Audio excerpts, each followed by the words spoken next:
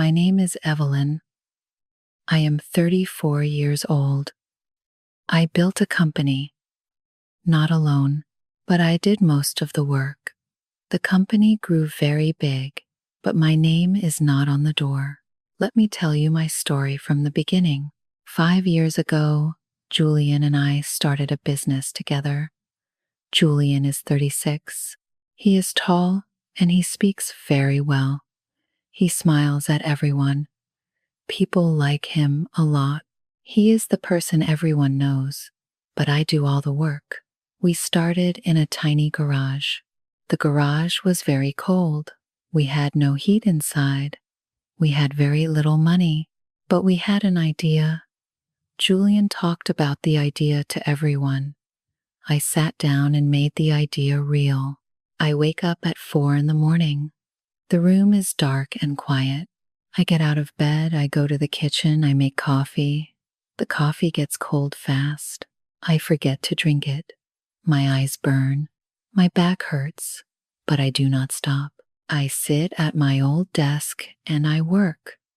I read the code on my small screen. I fix small problems. I plan new parts of the product. The hours pass fast. I write all the code. Every single line. I design every product. I answer every late email from clients. At 2 in the morning, a client sends a question. I answer it. At 3 in the morning, a system breaks. I fix it. Julian does not wake up. He needs his sleep. He has meetings in the morning. People look at Julian and think he built the company. He goes to meetings with investors. He shakes their hands. He smiles his big smile. He tells a great story about our product. The investors get excited. They give him money. But Julian does not know how the technology works. He never learned. He does not need to learn. He has me. I know everything about the product. I built it from zero. Every part, every feature, every fix. That is my work. Only my work. For 3 years, I take no salary. 3 full years. I work every day and I take no money home. I use my personal credit cards. I pay for Julian's business trips. I pay for his hotel rooms. I pay for his dinners with investors. I even pay for his new shoes. I have very little money for food, but I do not say a word. I work hard. I believe in us. My credit card debt gets bigger and bigger, but I say nothing. I believe in our future. Julian is kind to me at home. He kisses my forehead. He says, "Evelyn, you are the best. This company needs you." He says, "This is our company, not just mine, ours." He says, "When we make it big, you get everything. We get married. You get a big ring. I promise you." I believe him. I love him. So I believe every word. I never ask for a contract. I never ask for my name on any company paper. I think love is my contract. I think 2 people in love do not need lawyers. Trust is enough. He is mine and I am his. Some nights I sit alone in the cold garage. It is very late. The street outside is quiet and dark. My fingers hurt from all the typing. My eyes feel heavy. I look at the bright screen in front of me. I feel tired and small. But then I think about Julian. I think about our life together. I think about the ring. I think about the wedding. I smile to myself. Then I go back to work. I do this every night. Every single night for 5 years. Time passes. Months pass. Then years. Our product gets better. I work on it every day. More clients come. The company makes more money. Julian travels more. He shakes more hands. He meets more important people. I stay at my desk. I drink cold coffee. I write more code. Then one day, a very big investment company called us. They wanted to put millions of dollars into our business. Julian got very excited. He put on his best suit. He went to the big meeting alone. He smiled and talked for 2 hours. He told them our story. He said we and our team and our product. He did not say my name, not one time, but the investors said yes. They loved Julian. They loved his words. They wrote a very big check. Julian called me from his car. His voice was loud with happiness. He said, "Evelyn, we did it. We got the money." I sat down. My eyes got wet. I cried. Good tears, happy tears. 5 years, 5 hard years. And we finally did it. We moved to a new office in the city center. The office was huge. The walls were all glass. The city looked beautiful outside every window. Everything was bright and new and clean. On the first day, I walked through the big glass doors. I looked around. I felt proud, very proud. I helped build this. I thought, this is ours. This is our dream. I waited for Julian to say my name. I waited for the right words. I waited for the ring. I waited for my moment. But Julian was busy. He talked to the new investors. He laughed with the new team.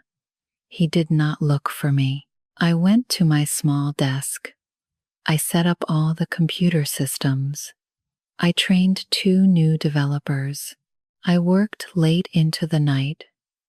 Julian went to a dinner. Then another dinner. Then another. I drank cold coffee. I worked in the quiet. I looked at the empty chair next to me, Julian's chair, always empty at night. But I thought about our future. I stayed at my desk and I worked. I thought, good things come soon. I just need to wait a little more. I did not know how wrong I was. The new office was beautiful. But things changed fast. The investors wanted the company to look more professional. Julian listened to them. He bought new suits. Each suit cost $5,000.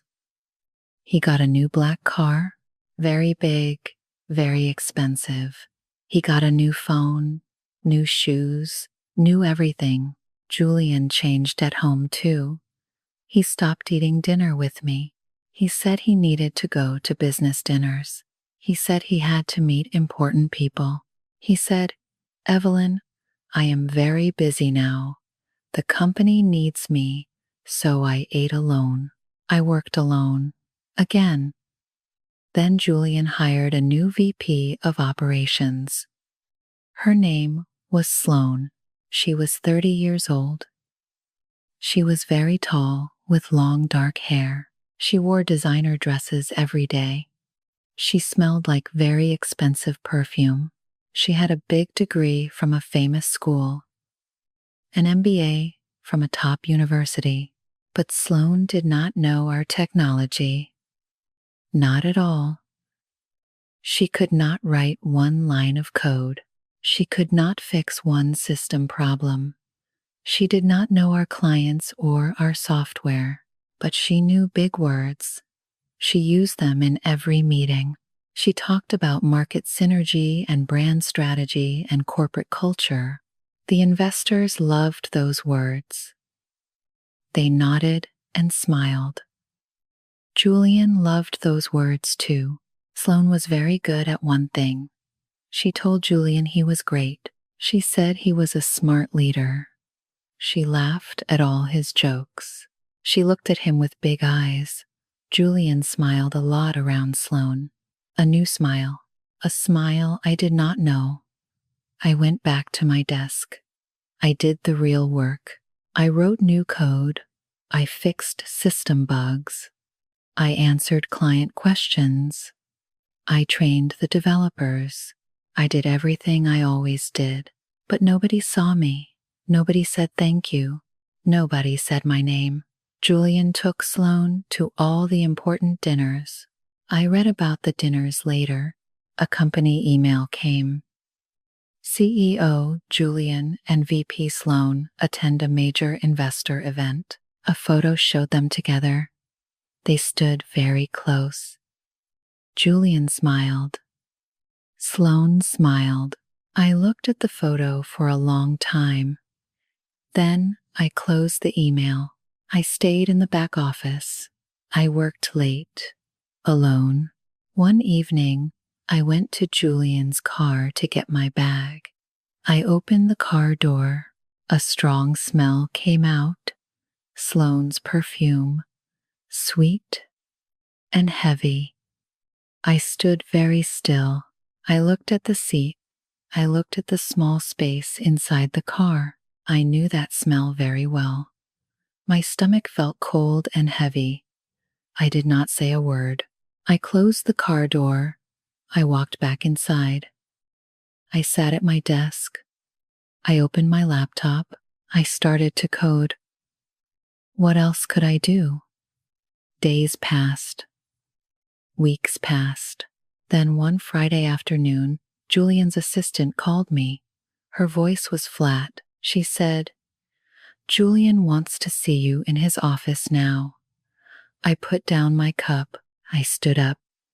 I walked down the long hall.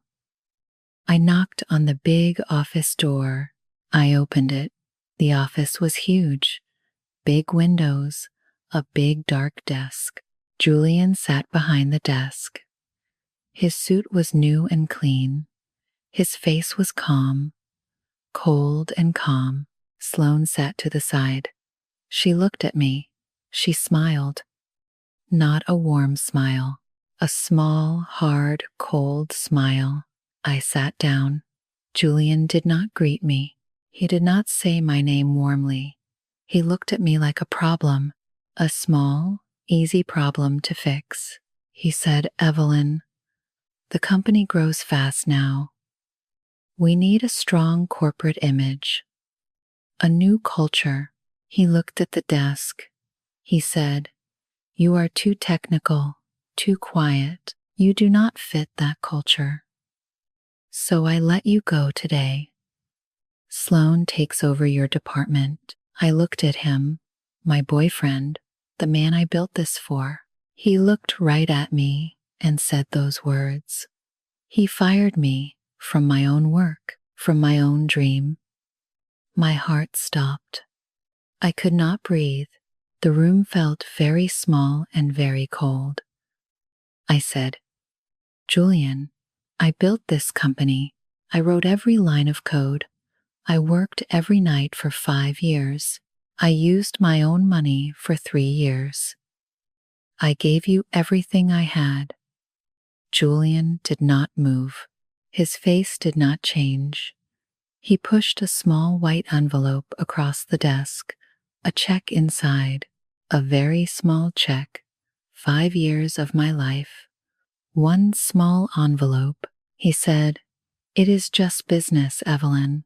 This is the right move for the company." He paused. He looked away. He said, "We are also done. You and me.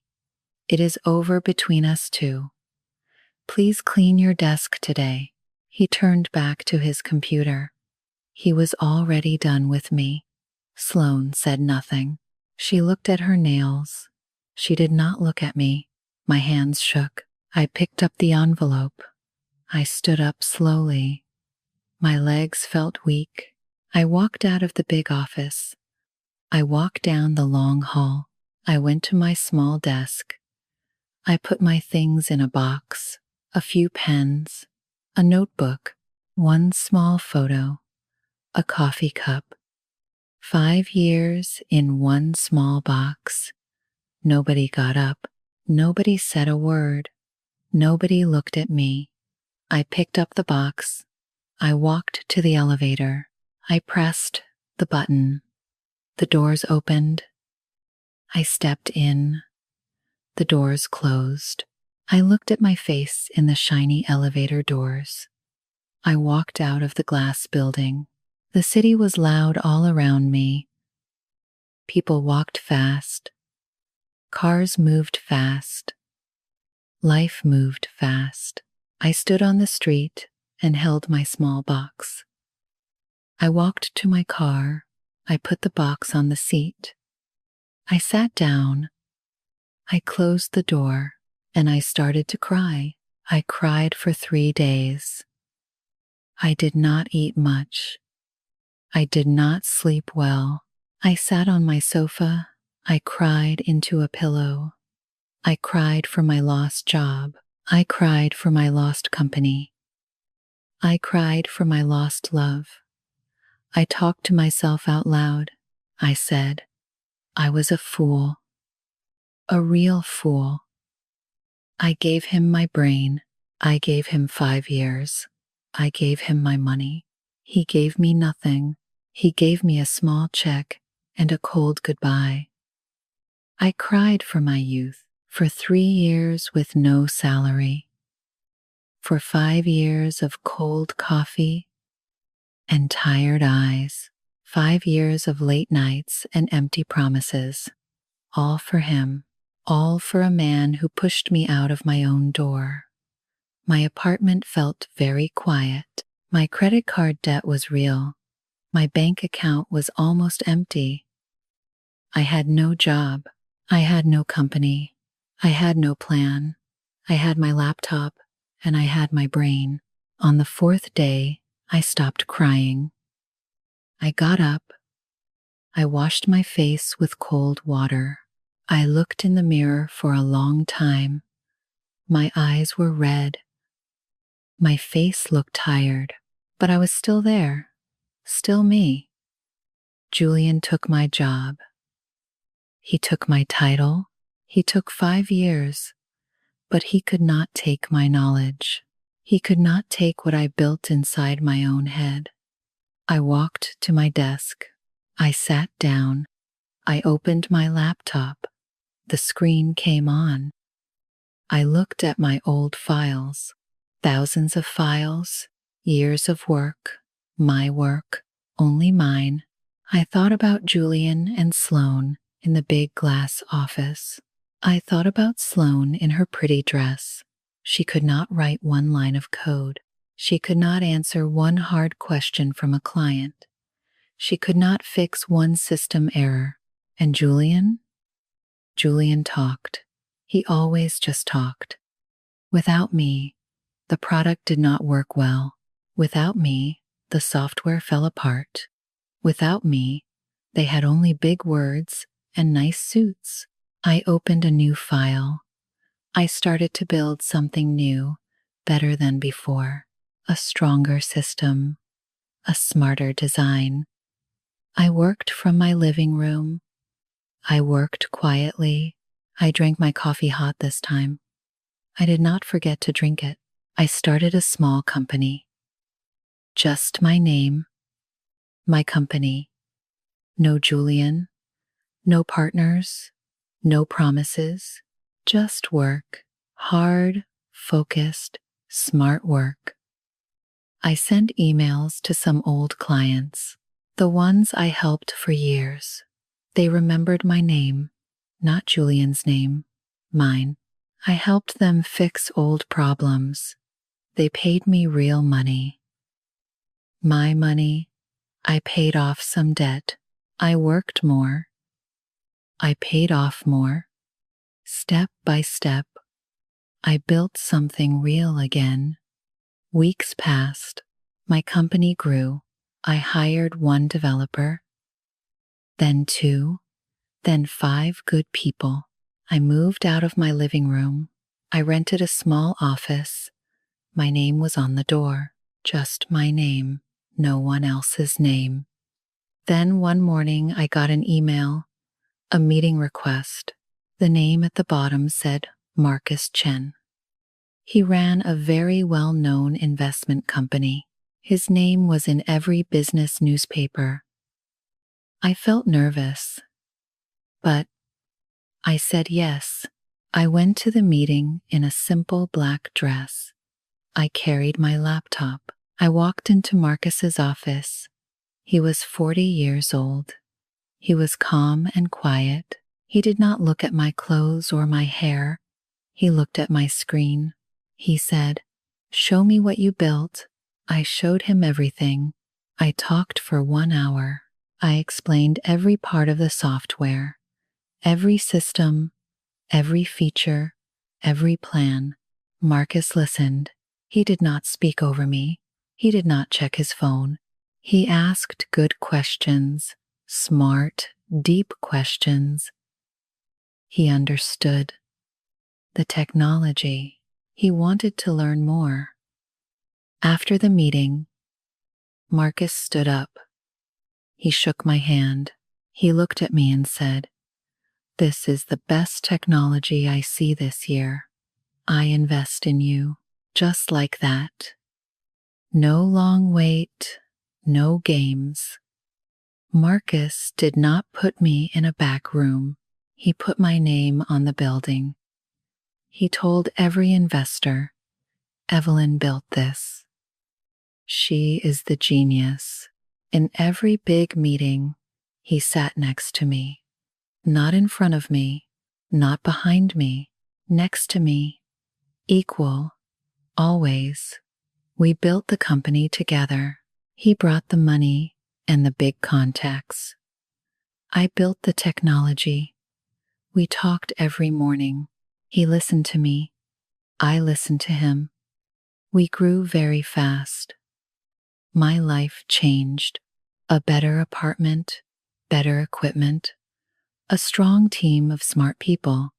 I paid them well. I said thank you every day.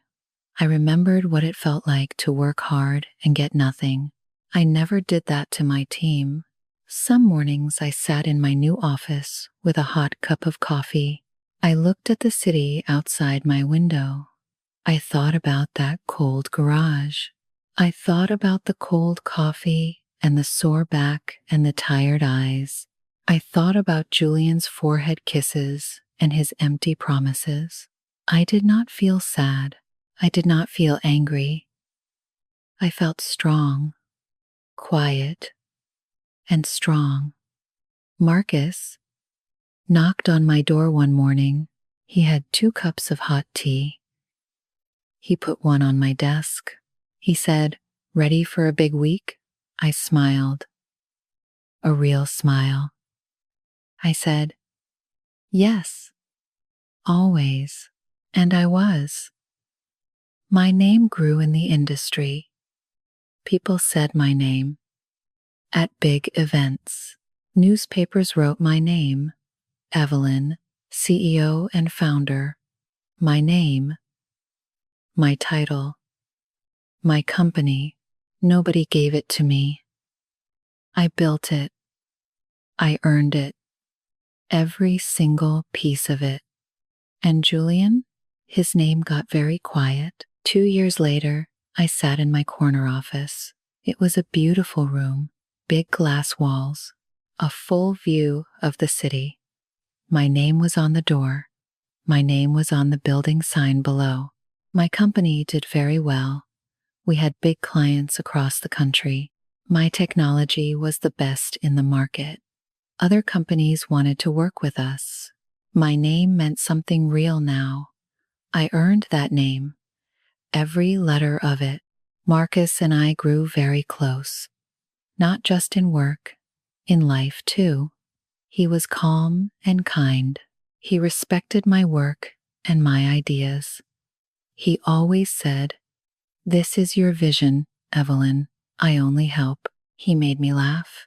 He made me feel safe. He was a good man, a real one.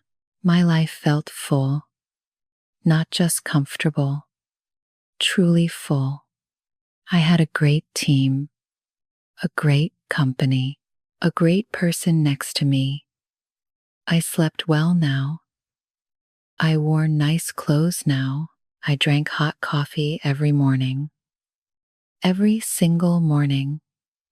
Then I heard news about Julian. His company fell apart. It started about 1 year after he fired me. Sloan ran the operations. But Sloan did not understand anything real. She made big promises to clients. The product did not deliver on those promises. Clients got angry. Then they left. The investors asked hard questions. Sloan had no good answers. Then people found out Sloan took money from the company, a very large amount. She put it in her personal accounts. Then she left. She left the city. She left Julian. She left all the problems and all the debt. She just walked away. Julian knew nothing about it until it was too late. The investors sued him. He had no money to give back. The company closed.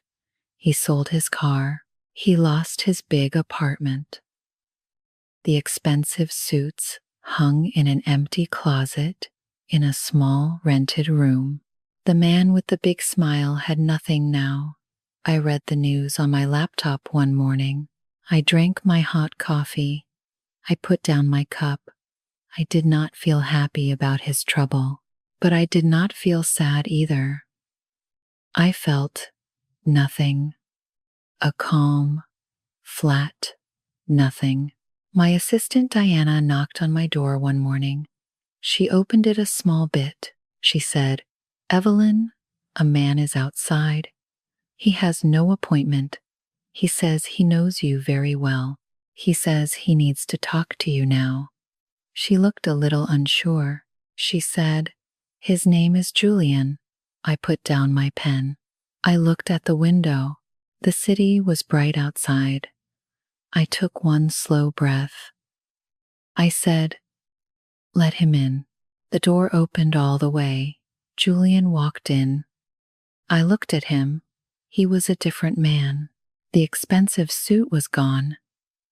He wore old, plain clothes. His face was pale and thin. His eyes looked tired and lost. He looked much older. He looked very small in my big office. He looked around the room slowly. He looked at my big desk. He looked at the bright city outside my window. He looked at my name on the wall. He looked at all of it. Then he looked at me. I looked back at him. I said nothing. I waited. Julian opened his mouth. He closed it. He tried again. His voice shook. He said, "Evelyn, I am sorry. I am so sorry." His eyes got very wet. He sat down in the chair across from me, the same kind of chair I sat in when he fired me. He put his face in his hands. He started to cry. Big, ugly, loud tears. His shoulders shook. He cried like a small child. I watched him. I did not move. I felt nothing change inside me. I thought about that Friday afternoon. I thought about his cold face. I thought about Sloane's cold smile. I thought about my small box of things. I thought about standing alone on the street outside the glass building. My shaking hands. Julian looked up. His eyes were red and wet. He said, "I was so stupid. Sloane used me. She lied to me. She took everything and she ran. I have nothing left. I cannot pay my rent next month." He wiped his face with the back of his hand. He said, "Evelyn, please. I need help. I need a job. You know me. We worked together for years. You know I can sell. Please, give me one chance." I looked at him for a long moment. My face was calm. My voice was calm. My heart was calm. I felt no anger. I felt no love. I felt no pity. Just a clean, quiet nothing. I thought about 5 years of cold coffee and a sore back. I thought about 3 years of no salary. I thought about my credit card debt. I thought about forehead kisses and empty promises. I thought about a small white envelope on a big desk. It is just business, Evelyn. Please clean your desk today. I spoke slowly. Each word was clear. I said, Julian, you fired the only person who truly cared about your success. You pushed away the person who built your company from nothing. You threw away real work and real love. And in the end, someone lied to you and left you. That is very sad. I paused. I looked at him without blinking. I said, but I do not save you. I do not owe you anything. Not one thing. Julian opened his mouth. His eyes begged. He started to speak.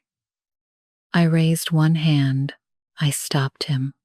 I said, we are not friends. We are not partners. We are not together. We are competitors. And in this race, Julian, you already lost. I pressed a small button on my desk. The door opened right away. Diana stood there. 2 security guards stood behind her.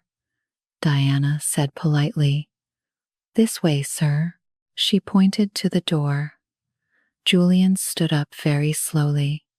He looked at me one last time. His eyes were full of tears.